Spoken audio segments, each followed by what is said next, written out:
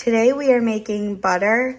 We have a, not a half, we have a whole pint of heavy whipping cream that I let sit at room temperature for about 30 minutes. I try to do between 30 and 60 minutes when making the butter. It just helps the separation process. So anyways, I poured that all in here after a half hour. And now we're gonna put it down. We're gonna start it on low.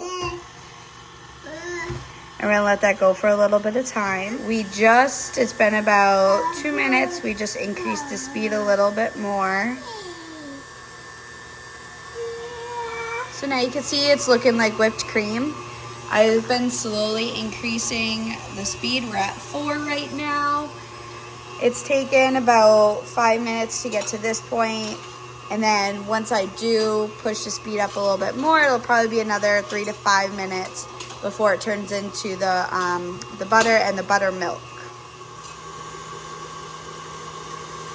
I did turn it off just for a second to show that the butter and the buttermilk are separating. So the butter is what's left in the whisk. I'm gonna turn it back on. It does get messy, and I actually don't have a protector for this, so it does splash a bit. And now you can see I do have some butter in here, and then I also have some butter down there. So I'm going to take that butter down there. I'll probably just push it back in here. And then I'm going to take out the buttermilk. I'll put it in a container. And I'm probably going to make some dressing, and I like to use buttermilk for ranch and blue cheese when I make that. So I'm going to put that in there and save that for later. That's my butter. I have my buttermilk on the side. Now I'm going to do the next step, which is... So I actually just finished this step.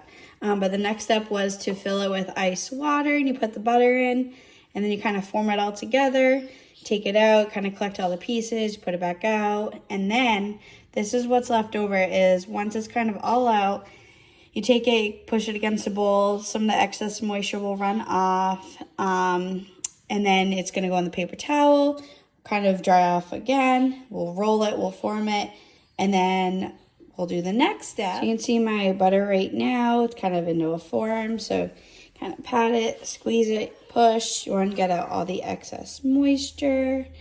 I feel like it's doing really good. I think my paper towel just broke. It did. It's okay, no big deal. Just paper towel. So we're going to do this. And then when we're done with it, once we've gotten out as much moisture as possibly can, we're going to put it back into our mixture with the paddle attachment. And then we're going to add in the salt and any flavoring. I think I'm just going to keep this a basic butter, which is salt. I'm not going to do any fancy ingredients, no garlic or herbs this time around, maybe next time. But so this is what it's going to look like. And I have it back in here with the paddle attachment. I'll add my salt. Just going to put it on low as it beats it. And then I'm going to wrap it tight, and then I'll let it chill in an airtight container until we're ready to use it. So this is our final product. You can kind of see the size of it. I have fairly small hands, but I'd say it's probably about 2 sticks of butter.